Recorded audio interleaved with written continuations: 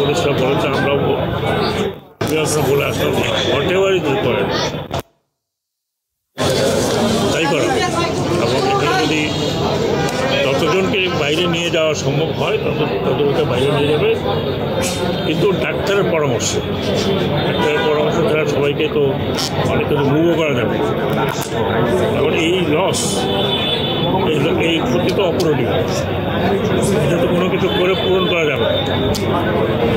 আমাদের তরফ থেকে আমরা যা করার করছি এবং আশা করি ভবিষ্যতে এই ধরনের কোনো দুর্ঘটনা যাতে না ঘটে সেই জন্য সকল সংস্থা, বিশেষ করে আমি ডিফেন্স মিনিস্ট্রিকে বলবো যে এই ধরনের ট্রেনিং কীভাবে কোথায় কোন চ্যানেলে করতে হবে এগুলো আমার মনে হয় একটু নতুন করে দেখা প্রয়োজন।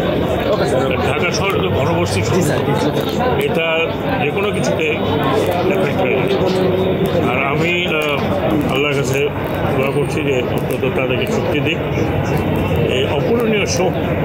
মাননীয় উপদেষ্টা, তথ্য সরবরাহের ঘাটতি সকাল 8টার পরে দুপুর 2টায়, এর মাঝে কোনো ধরনের আপডেট তথ্য সেটা ছোট প্রশ্ন।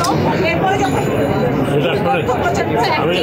আমি আপনাকে একটা কথা বলি, এটা তো ডাক্তারদের ব্যাপার, ডাক্তাররা কখন সরকারি আছেন আপনার কাছে আমি বলি সেন্ট্রাল বা ফোকাল পয়েন্ট থাকে আমাদের অসুবিধা হতো। সরকারের তো এখানে বিষয় সবচেয়ে বড় বিষয় হচ্ছে এখানে হসপিটাল ম্যানেজমেন্ট যদি মনে করে দুটো ঘটনা